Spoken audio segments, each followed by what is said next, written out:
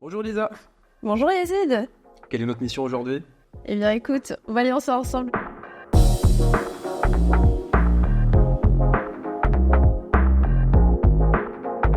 Mission du jour Yazid. Sauver la formation à la décoration florale pour l'entreprise Bouquets qui réalise donc de la pâtisserie avec une petite décoration florale à chaque fois. Sortons nos armes de la pédagogie. Allez, on y va. Donc là, tu vois qu'on est sur ce logiciel de formation qui a été pensé pour l'entreprise. On a un programme qui se découpe en plusieurs parties, le matériel à disposition. Et puis, on attaque avec les fleurs de décoration sur les cupcakes. On va lancer la formation. Bon, je vois déjà qu'il y a de la musique qu'on va peut-être couper. Effectivement, donc là, la formatrice a choisi de la vidéo avec la petite bande sonore qui va bien, mais on va peut-être éviter d'avoir le petit son tout le long. Première partie du programme, donc on est de la vidéo qui montre les différents matériels à disposition. On a ce matériel, elle nous montre les différents types de piping nozzle en anglais. L'importance du matériel, ok, on a compris, mais je pense que comme moi, tu diras qu'il manque pas mal d'informations quand même. Allez, on regarde la deuxième partie. Comment réaliser une rose avec un petit Milton 361 à l'écran, comme tu peux le voir. Ah, je vois qu'il y a la référence, elle est vite passée, très rapidement, j'ai pas réellement eu le temps de la lire. Et on voit que le geste c'est très technique aussi. Donc je pense que des explications en complément seraient très intéressantes pour les novices comme moi. Complètement. Là, écoute, on a fini la deuxième partie, on attaque la troisième et avant-dernière partie, avant le quiz. Cette fois, on réalise une zinnia. Et celle-ci me paraît plus compliquée à réaliser. Je pense qu'on est sur un geste métier qui demande quand même une certaine technicité, mais avec l'expérience, on doit pouvoir y arriver. Et je vois que ce n'est pas la même douille qu'on utilise en fonction des différents motifs. Effectivement, ça a l'air d'être la spécificité que doivent acquérir nos jeunes pâtissiers qui sont formés chez Bouquets. Les éléments vont assez vite, comme tu peux le voir. Je vois bien que ça va très très vite et je pense que quand on n'a pas l'habitude de ce genre de geste, ça peut être assez compliqué, je pense. Écoute, je pense qu'on arrive au bout. Encore une fois, pas mal de petites choses à améliorer. On se tape le petit quiz pour finir. Il me semble qu'on finit le module aujourd'hui. D'accord. Donc on est un petit module d'introduction pour maîtriser les bases de la décoration florale. Est-ce qu'on y est, tu penses? C'est un défi. À voir si c'est réaliste. Eh bien, on va améliorer ça. Et je vois qu'il n'y a qu'une seule question aussi dans le quiz. Je pense qu'on a beaucoup d'éléments positifs à exploiter, d'autres qu'on pourrait également améliorer.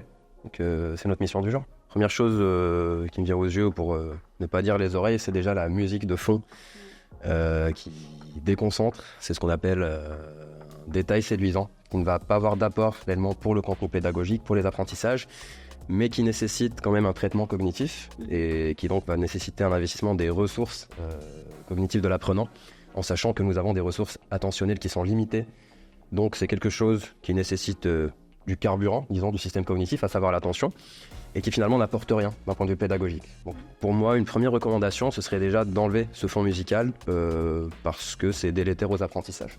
Je pense que là, le formateur ou la formatrice, elle a voulu faire écho à ce qui se fait beaucoup sur les réseaux sociaux ou même sur de nombreux médias aujourd'hui. Une petite musique qui va bien, qui va donner envie. Mais effectivement, c'est plutôt délétère par rapport à l'objectif qui est lié, un objectif de formation. Donc, je te rejoins complètement. Une deuxième chose que je vais réaméliorer, moi, c'est donc, on est sur un premier module, la pertinence du matériel.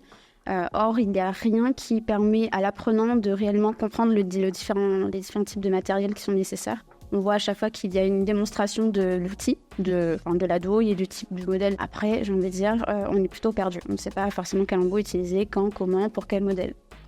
Donc ça vaut le coup quand même qu'on puisse orienter le regard de l'apprenant au regard de l'importance du contenu. Et je pense que même pour aller plus loin, on pourrait, en partant du principe que tous les apprenants n'ont pas les mêmes connaissances préalables vis-à-vis de cette expertise-là, peut-être prévoir en pré-formation un récapitulatif des différents modèles de douille pour qu'il n'y ait pas cet effort à réaliser de la part de l'apprenant pendant la compréhension, qui est une première étape de localisation du matériel, pour que par la suite, ce soit déjà acquis pour que les ressources dont disposent l'apprenant puissent être allouées justement au traitement du matériel et du point de vue plutôt technique. Deux suggestions, je pense, pour te rejoindre. En préformation, on présente les éléments principaux et puis c'est surtout de mettre un peu en saillance les éléments clés au moment même de la vidéo. Que là, on a beaucoup de principes pédagogiques qui se rejoignent, donc un principe de contiguïté temporelle et spatiale, le fait d'avoir cette mise en saillance par écrit en moment opportun. On a le principe du signaling, donc la mise en saillance en soi, et puis le principe de préformation, à savoir de délivrer ce contenu en amont de la formation. Exact. 3 principes qu'on va appliquer tout à l'heure. Allez, on enchaîne. On a ce deuxième module. Bon, là, je pense que ça pourra aller plutôt vite parce qu'on est sur les mêmes principes.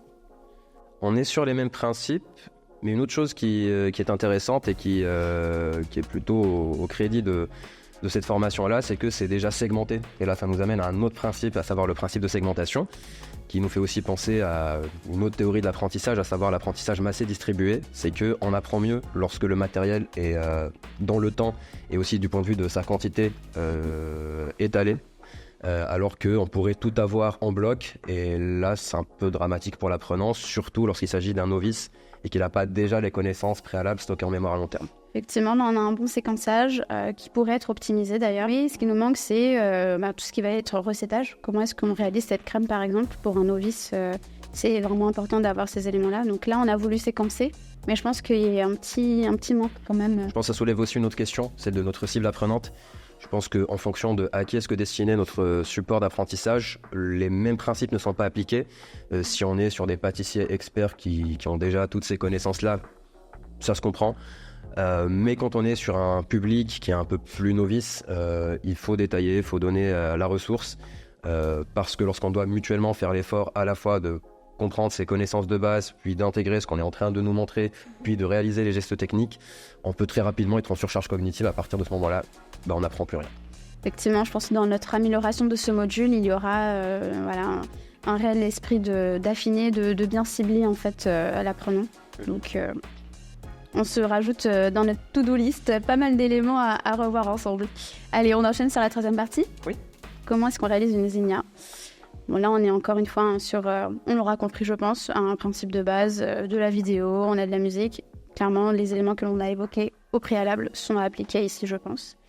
Il y a quand même un élément, je pense, qui est important, c'est de pouvoir solliciter l'apprenant sur des phases très précises. Là, par exemple, il y a l'importance de débuter a priori par l'extérieur du cupcake et de finir vers l'intérieur. Ce ne sont pas des choses qui sont forcément indiquées à l'apprenant.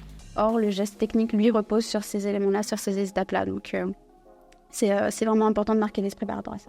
Et je pense que pour pouvoir le faire, on pourrait aussi intercaler des tests entre les différentes séquences.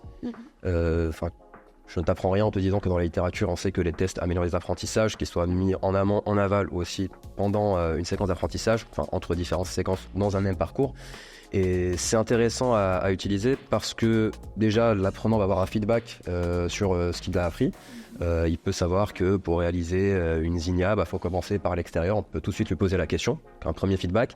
Deuxièmement, lorsque lui sait qu'il va être évalué, il est encore plus attentif. Et le troisième point, c'est que ça permet une restauration attentionnelle, le fait d'avoir une sorte de pause, de ne pas faire qu'ingérer du contenu et de se dire il y a des temps de pause entre les différentes séquences où l'apprenant va être testé et va pouvoir récupérer des ressources attentionnelles. Je te propose donc d'aller à la toute fin, la partie quiz. Là, le quiz est plutôt pauvre. Il est pauvre, il cible une question spécifique, donc on n'est pas évalué sur l'intégralité du module. On est sur un format QCM où on a une chance sur deux d'avoir la bonne réponse. Pas forcément de feedback explicatif. Donc je pense qu'on a plusieurs éléments à creuser de ce côté-là. Et sur la partie graphique, on ne l'a pas forcément commenté, je pensais que ça allait faire tilt quand tu allais le regarder. Mais ça peut valoir le coup, en tout cas pour cette dernière partie, de marquer l'esprit par rapport au contenu lui-même. Donc là, on parle d'une rosette bleue. Alors pour simplifier aussi la charge visuelle, plutôt avoir uniquement la rose bleue qui soit présentée. Ça nous fait une belle liste d'améliorations. C'est un défi. Hop, et bien on va y aller.